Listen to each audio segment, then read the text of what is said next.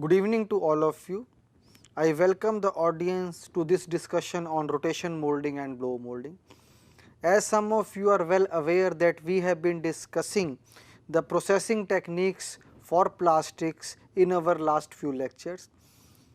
Just to revise what we have covered till now, we started our discussion with the differentiation between the thermosets and thermoplastic in lecture number 1, and then we have discussed one of the important techniques of processing of plastics, that is casting. In subsequent discussions, we have discussed the basic principles of some of the processes such as transfer molding, compression molding, injection molding, extrusion, and today we are going to discuss two important processes, that are rotational molding and blow molding. Now, the importance of these two processes lies in the fact that these two processes are used for making hollow plastic parts. In our last lecture, we have discussed the important process of thermoforming, in which we have seen that the raw material is in the form of a sheet, and this sheet is heated, and under heated condition it gets softened, and this softened sheet is then deformed according to the shape of the mold by the application of pressure, and this pressure can be applied either with vacuum, or it can be applied with the help of air pressure, or it can be applied with the die and punch type of mechanical arrangement. So, different types of raw material, that is plastic in this particular case. In module number 4, as you know, we are discussing processing techniques for plastic. So, the raw material in all the cases would be a plastic material. It may vary, it may be in the form of powders or pellets, as we have seen in the case of injection molding, or it can be in the form of a sheet, as in the case of thermoforming. So, the type of the raw material may vary, but basically it would be a plastic material only, and we have to convert this plastic material into the final product. The products may also vary. We have seen for each process what are the advantages, disadvantages, and what are the application areas of that particular process. So, if you remember, the total conversion stage from the raw plastic into the final product can broadly be categorized into three important stages. This particular point I have emphasized in all the lectures on processing of plastics, that three important stages are: stage number 1 is the heating stage, in which the raw plastic is heated and in many cases it is melted. The second stage is the forming stage, in which the molten plastic, or we can say heated plastic, as in case of thermoplastic, the sheet is heated but it is not melted, it gets softened on heating. So, the stages may vary, that up to what temperature we are heating and what is the effect of that heat on the properties of the raw material. Sometimes it may get melted also, and this molten plastic will then be deformed. So, the stage number 1 is the application of heat, or in single word we can say heating. Stage number 2, or the second step, is the forming.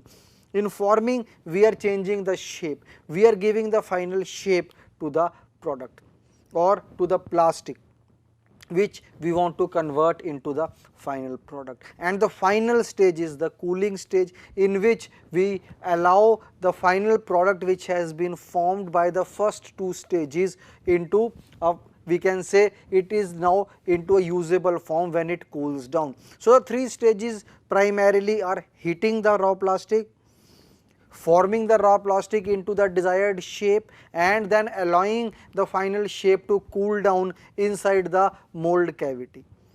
And the last stage is the ejection, in which the final product, which has cooled down, is taken out from the mold. So, basically in all the processes our focus primarily has been on heating the raw material, forming the raw material according to the desired shape by the application of pressure or by some other means, and finally allowing it to cool to take the desired shape. And the last part is the ejection of the final formed product out of the equipment. So, in rotational molding and blow molding also, our basic steps or basic mechanism would be same, in which we will have a raw material. This raw material would be heated and then it would be deformed, but the deformation may be different. In this particular case, the application of pressure may be different or the mechanism of forming may be different, and finally it would be allowed to cool, and the final product after cooling would be taken out from the mold. So basically, important difference between rotational and blow molding with the other processes is that these two processes are used to process hollow plastic parts. So that's why these two processes have been clubbed together and are a part of today's discussion. So we will try to understand the basic principle or the basic working of the rotational molding and the blow molding process, and we will see diagrammatically that how the process is actually accomplished. Now, rotational molding process. On your screen you can see the rotational molding is a high temperature and low pressure plastic forming process, which means that we will heat the raw material to a desired temperature, but the application of pressure is not that high. If you remember, in our previous discussion we have discussed the thermoforming process, in which the plastic sheet was heated to a particular temperature and then a pressure was applied to deform the sheet so that it conforms to the shape of the mold. So the pressure was also substantial. Here lot of pressure will not be applied, only the raw material would be heated to a particular temperature and then under the application of certain type of forces it would be deformed into the desired shape. So the powder is inserted into the closed split mold. Now there are 2 or 3 important words here: closed, split and mold. Mold word we have been using number of time, but closed split means that the mold here is made in 2 parts, or it can be split open into 2 parts, and when these 2 parts would close together they will form a closed split mold, and the mold is rotated about 2 axes to produce a hollow part.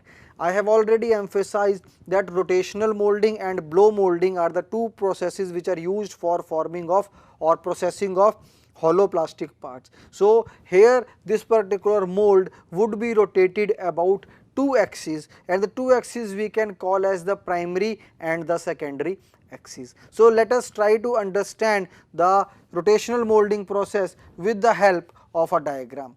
So on your screen I am going to draw a very simple diagram which represents the rotational molding process.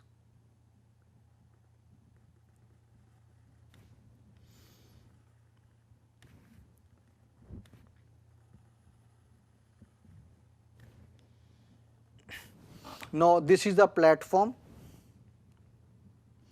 which is supported by the frames.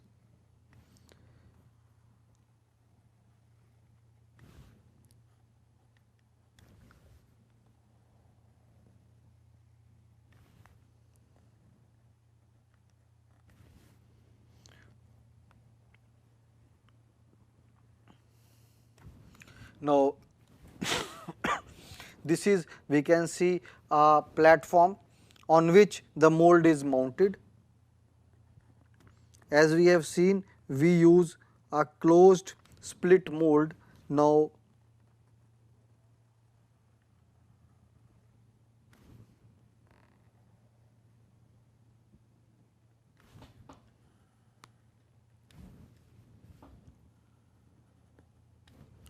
this is a mold.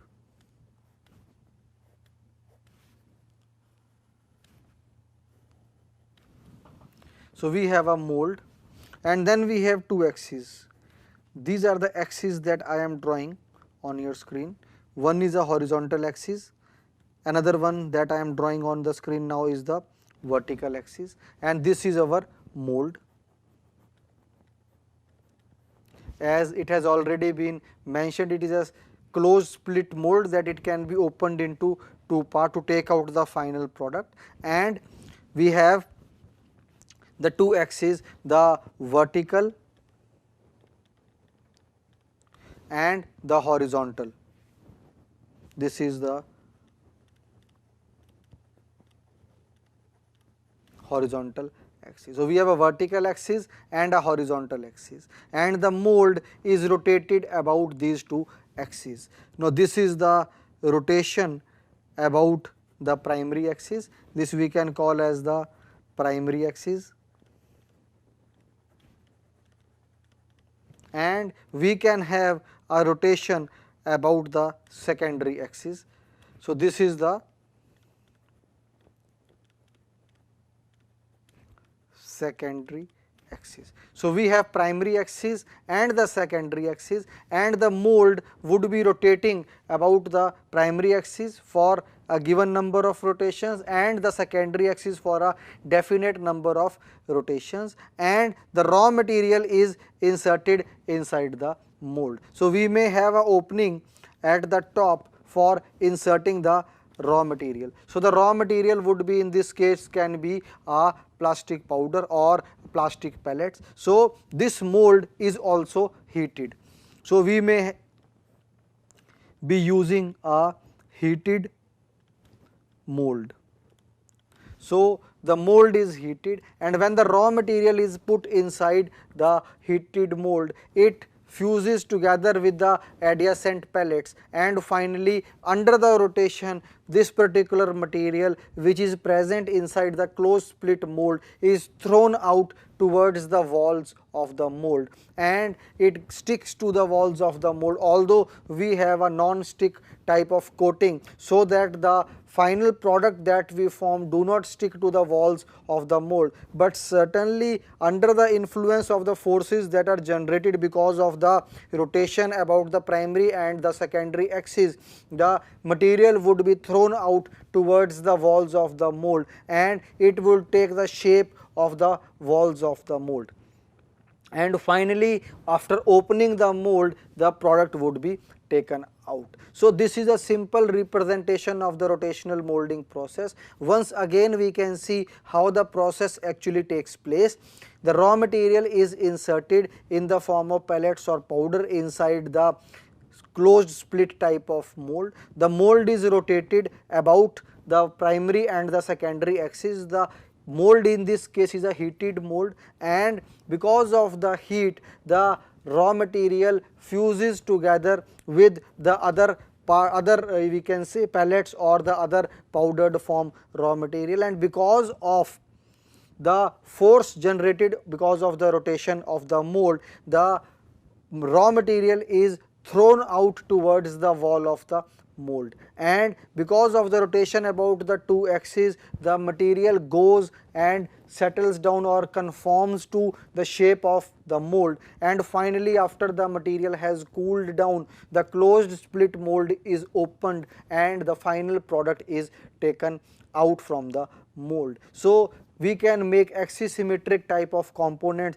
using the rotational molding, and as has already been highlighted that this particular process of rotational molding of plastics is used for making large hollow axisymmetric parts.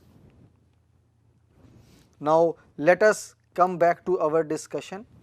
Rotational molding, as is clear on the screen, is a high temperature low pressure plastic forming process. We have tried to understand this process with the help of a diagram. Powder is inserted into the closed split mold. As I have already told, the raw material is in the form of a powder, and the mold is rotated about the two axes to produce a hollow part, which has already been explained. Now again let us revise this with the help of a complete diagram. The diagram was earlier drawn. This is the heated mold. It can rotate about the secondary axis, it can rotate about the primary axis, and this is the inlet for the raw material, and on this rotation the raw material would be thrown out towards the walls of the mold, and it will conform to the shape of the walls of the mold. After the cooling has taken place, the split mold can be opened and the final hollow part can be removed from the mold, and now the process can be repeated number of times to make similar type of identical products. Now, what are the important process parameters? As the process does not seems to be very difficult, but there are few important process parameters which have to be controlled so that we are able to get a good quality hollow plastic part or a hollow plastic product. So, what are the important process parameter? Number one is the amount of the powder, because a metered amount, a measured amount of powder has to be put inside the mold. So, that is one important parameter. Heating temperature and time is also very important. We cannot heat too much, and if we are not able to provide the optimal heat to the raw material, then the fusion between the powder may not take place and we may not get a continuous product. So, an optimal amount of heat has to be provided for the metal or the sorry not the metal but the plastic powder to form a complete product. So, we have to provide a specific temperature, or we can say a specific amount of heat has to be generated so that the raw material is converted into the final product. And we have also to decide that for how much time this particular heat has to be provided, along with the rotation of the mold about the primary and the secondary axis. So, we have to decide on the rotational speeds of the mold also. And finally, last but not the least, we have to see that for how long the mold would be kept closed after the product has been formed inside the mold. So, these are the 4 important points that have to be taken into account if we want to make a good quality hollow plastic part using the rotational molding process. Once again, let us revise that what are the important key points that we have to keep in mind when we are going or planning to make a product by the rotational molding process. First and foremost, we have to decide the amount of plastic powder which is going as a input into the rotational mold. Second point is the temperature, for how long we have to maintain that temperature or how much heat we have to supply. That is another important point which has to be taken into account, and the temperature that we are maintaining or the heat that we are inputting will certainly depend upon the type of the plastic material that we are planning to form using the rotational molding process. So, it will depend upon the type of the plastic and the type of the powder that we are using. So, the maintenance of the temperature is equally important, the time duration for which we are going to maintain that temperature is equally important, and finally at what speed we should rotate the mold about the primary axis as well as about the secondary axis, that is also very important. And finally, we should control the time for which the part would be present inside the mold after the forming of the part has taken place. So, cooling rate is also very important. Important point is that how much thickness we want. Now, depending upon the thickness required, we have to decide on all these parameters, because if we want a thicker wall thickness, we may have to manipulate the parameters accordingly, and if we want a thin walled section of the rotational molded product, we have to then manipulate these things accordingly. So, these are the 4 important process parameters. There can be many other process parameters depending upon the shape, the type of the final product that we want to produce, but certainly these 4 would be common in most of the cases, that how we should control these parameters so that we are able to get the product as designed or as desired for a specific application. So, these are the important points to be taken into account.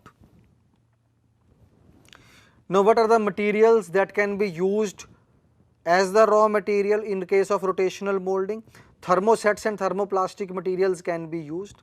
For example, low density polyethylene LDPE, high density polyethylene HDPE, polypropylene, polyvinyl chloride. So, these are some of the examples of the materials which can be used as the raw material in case of rotational molding process. What are the advantages of this process?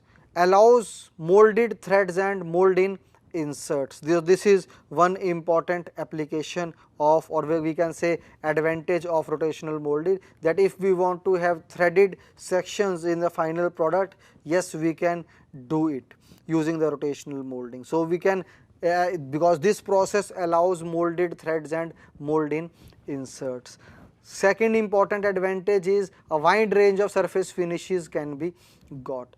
Yes, because the outer periphery of the product would be in contact with the mold. So the inner finish of the mold would be duplicated on the outer surface of the final product that we are getting. So if we have an excellent finish on the inner side of the mold, that finish would be duplicated on the outside of the final product. So rotational molding process allows a wide range of surface finishes, and we can control the surface finish of the final product which has been made by rotational molding process.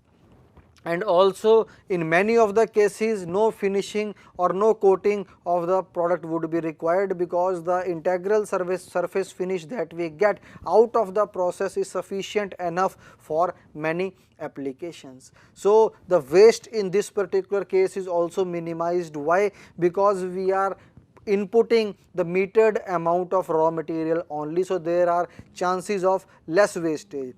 So as it has been discussed that the metered amount of the raw material is put as an input into the rotational mold, so the wastage is minimum. Also you can see on your screen that the residual stresses that are developed are minimum in case of rotational molding.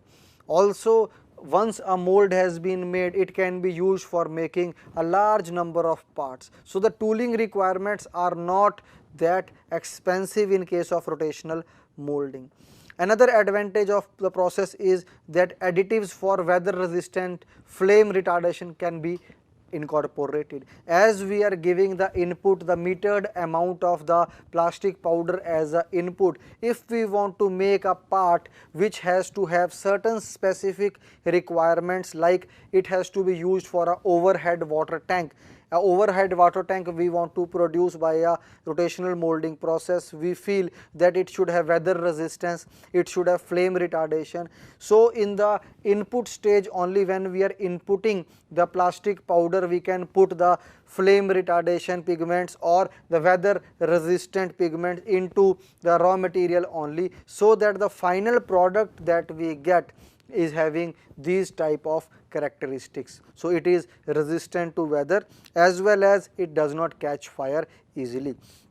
So there can be a number of advantages that we can derive out of the rotational molding process. So we can see once again, let us revise. Molded threads and mold-in inserts can be easily incorporated in rotational molded products. Wide range of surface finish can be achieved because it depends upon the finish of the mold surface. Wastage is minimum. Residual stresses are also less in the rotational molded parts. Tooling is not very expensive. Also we can incorporate flame retardancy and weather resistant additives in the raw material, so that the product that we get can be used for these specific requirements. But apart from having all these advantages, there are certain limitations also. So let us see what are the limitations. So limitations are the slow production speed, because we have to rotate the mold about the vertical and the horizontal, or we can say the primary and the secondary axes. So the spread of the raw material to the walls of the mold may take some time. So the process is not very fast as compared to some of the processes we have seen earlier which are used for processing of plastics. So one of the limitation is that it is a time taking process.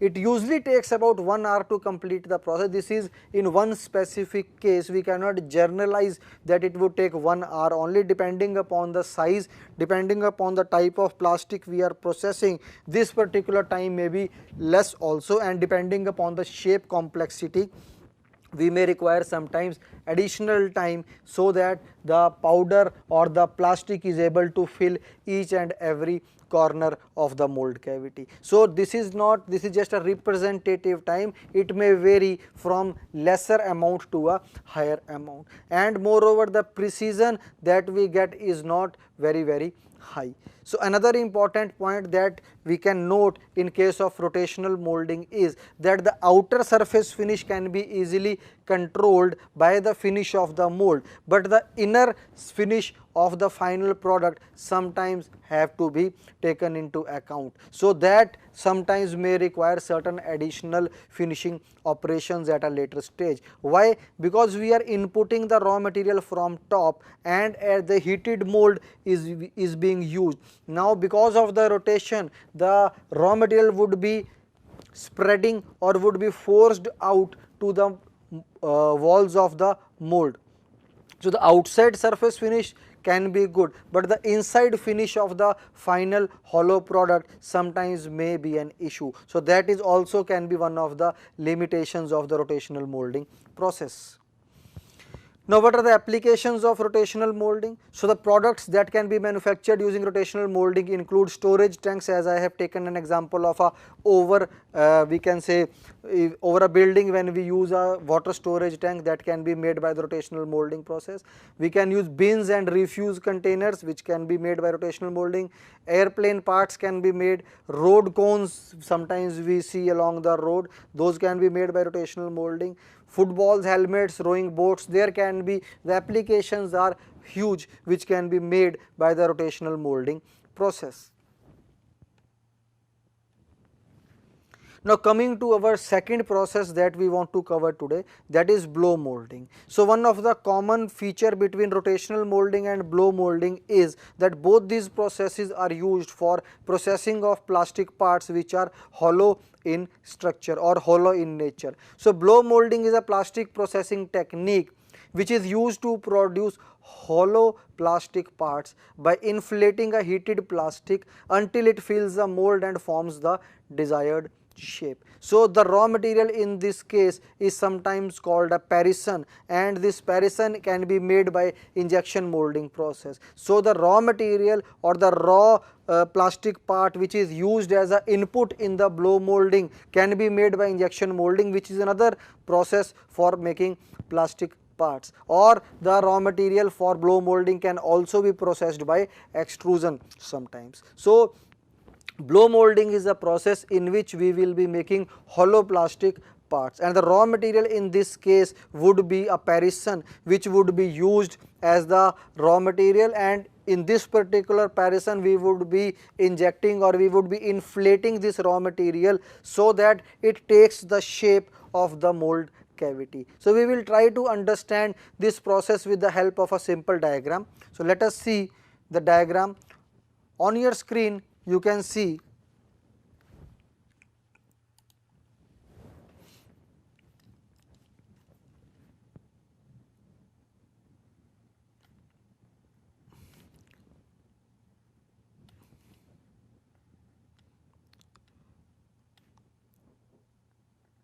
this is, we can say, a inlet from where the air would be blown. Then we have to have a mold cavity.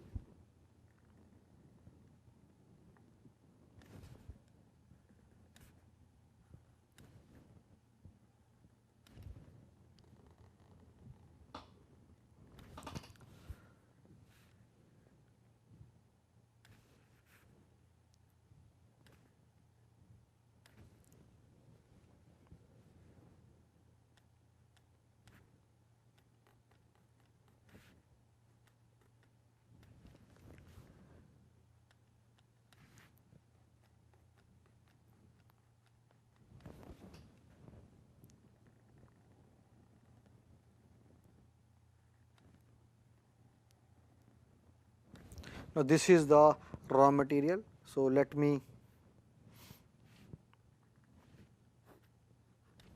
this is our raw material that we want to form, and this is our final shape.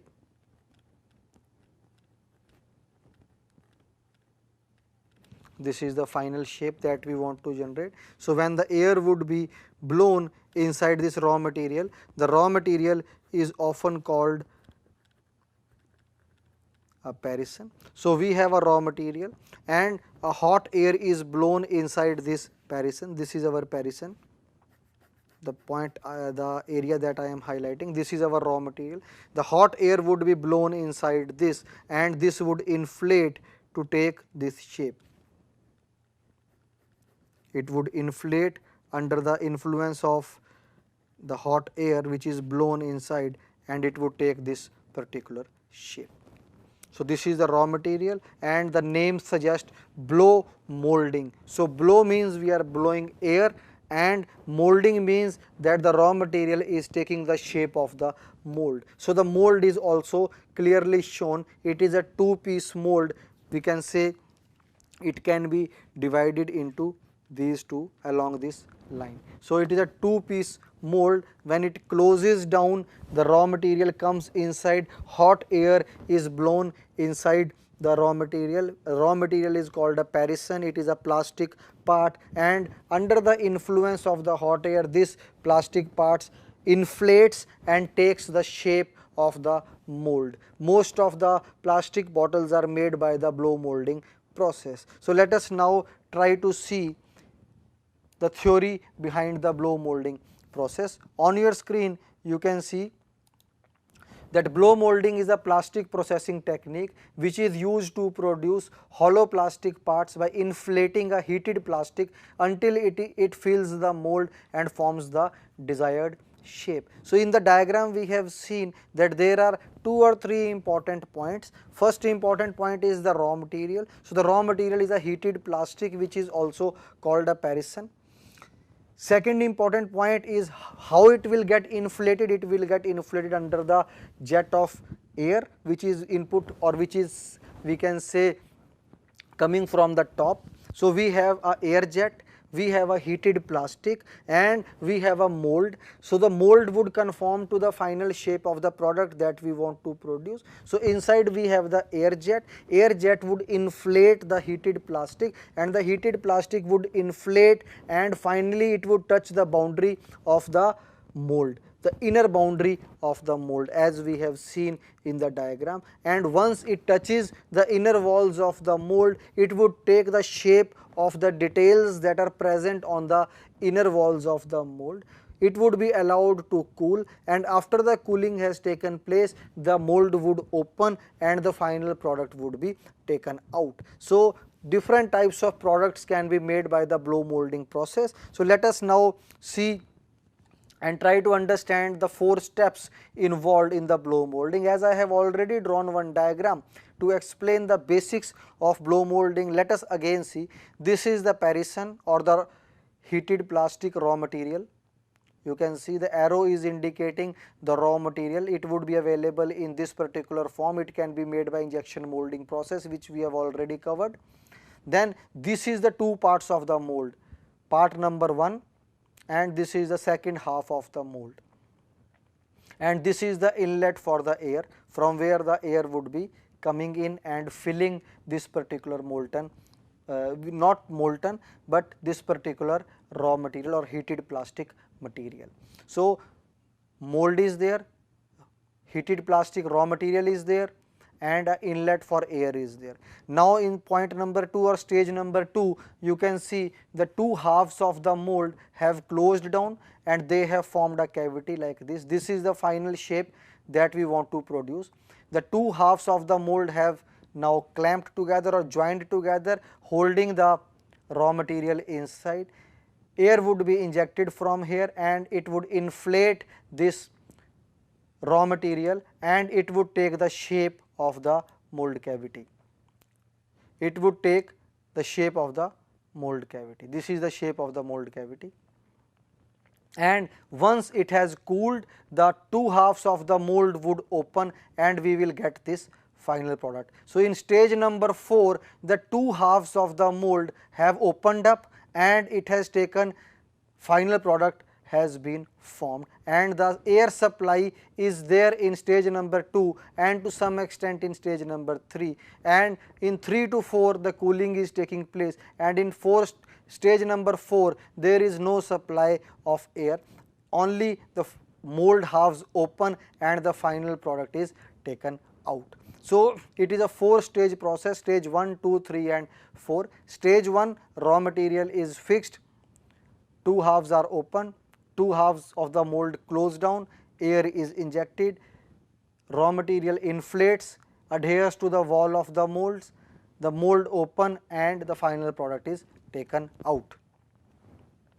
Now what are the important process parameters in blow molding process? As you can see, melting temperature of the plastic material, because although it is not melting, we should not write melting, but the temperature at which it can be deformed. So the temperature at which the plastic can deform and it can inflate and adhere to the walls of the mold, that is the temperature which is very important. So that has to be taken into account. Then second is the air pressure required, that how much air pressure is required so that we can inflate this parison to touch the mold walls. And finally the cooling time, the amount of time for which the 2 mold halves would remain closed for the final product to form, and when the 2 mold halves would open and the final product would be taken out. So this particular time is important. So if it is a fully automatic process, and if all these 3 parameters are known, the temperature at which the plastic has to be used, the pressure at which we have to inflate the raw plastic, and finally the amount of time for which the mold halves would remain closed, then the process can be automated and number of products can be made in a minute. Sometimes in an hour hundreds of products can also be made. So this is a fully automatic process which is blow molding, and it is used for making hollow plastic parts.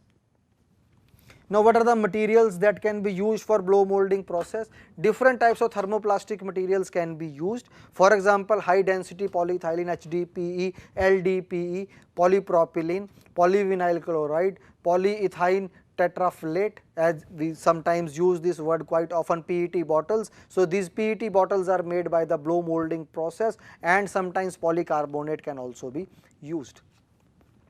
Now what are the advantages of the blow molding process? We can see low tooling cost and fast production rates, as I have already emphasized when we were discussing the basic working of the blow molding process, that it is a very fast process, the production rates are extremely high and the tooling cost is also not that much. So this particular process can be used for mass production as the production rate is very high.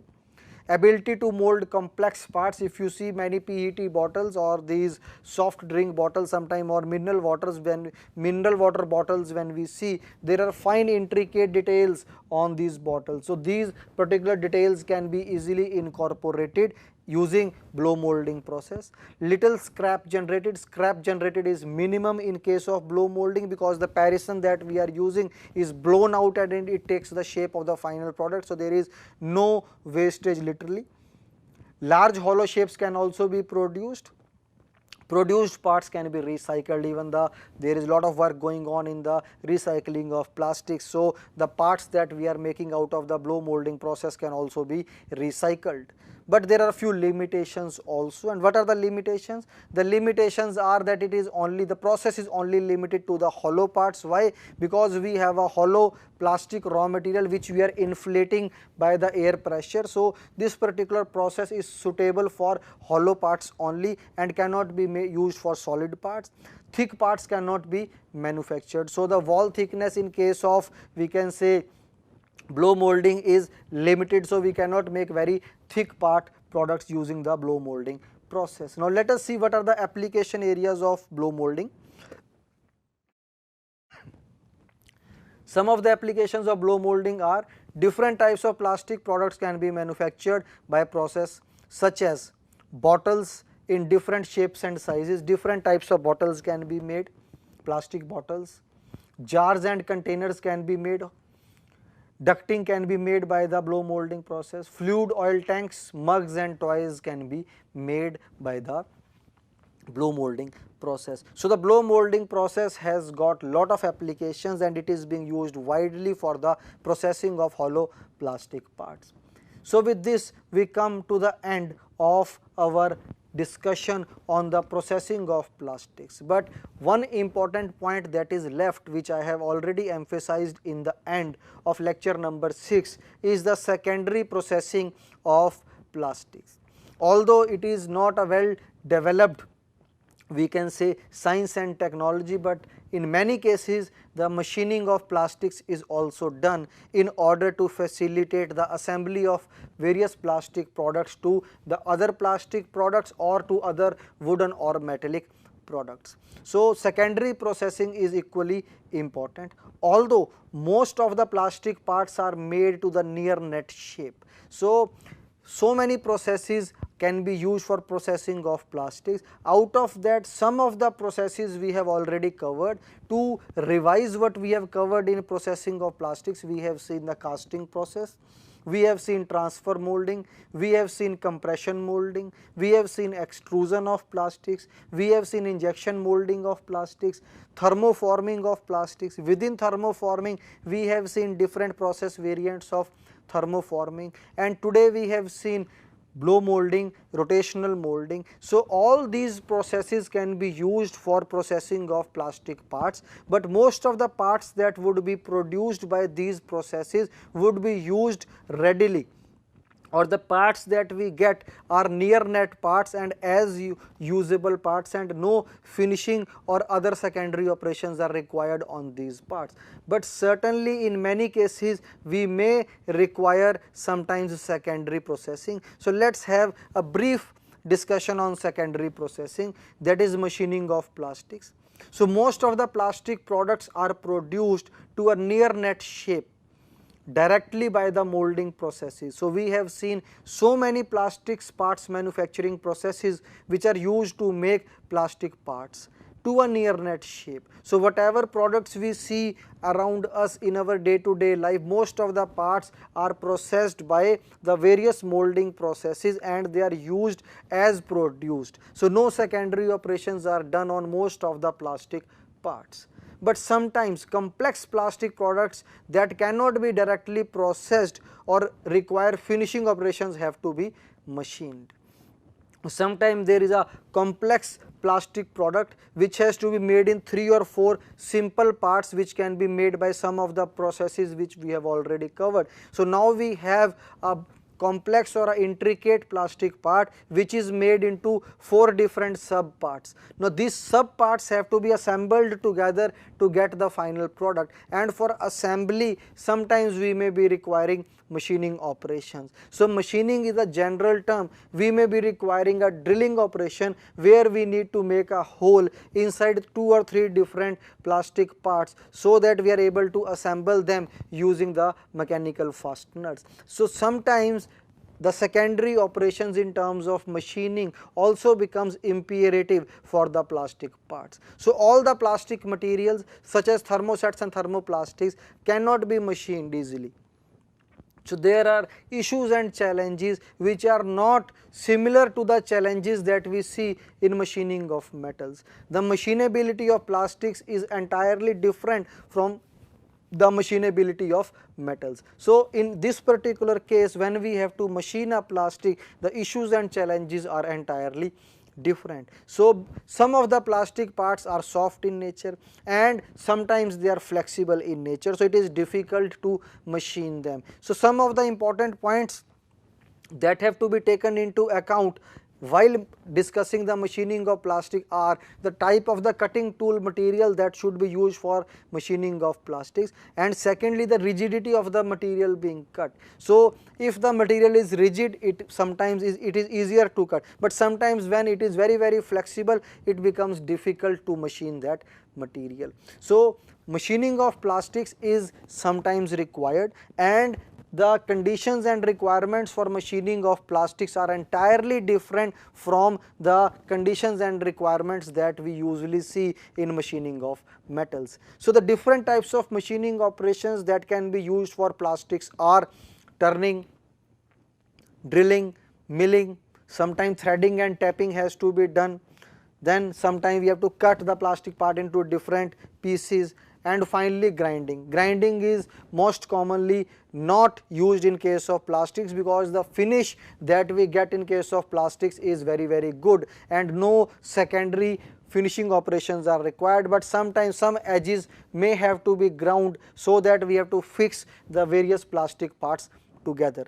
So basically different machining operations can be done on plastics, but there are the conditions and requirements which have to be satisfied when we have to machine a particular plastic material, and the definition of machinability for plastics is different from the definition of machinability for the metals. And we will see certain aspects related to the machining of polymer matrix composites, in which the matrix would be a polymer material or it would be a type of a plastic material which would be reinforced with the fibers, and what are the issues and challenges there, that we would be discussing in module number 7 when we will talk about the machining induced damage and the conditions and requirements which are specific to the machining of polymer matrix composites or the machining of fiber reinforced plastics.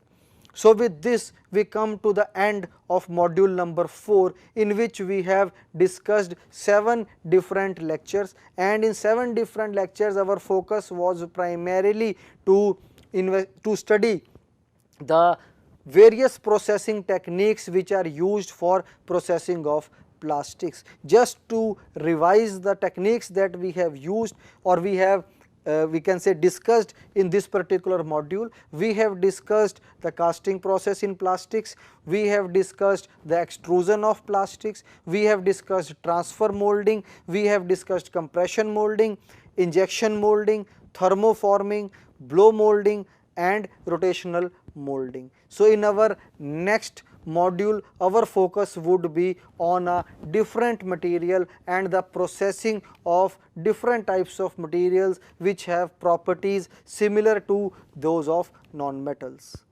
Thank you.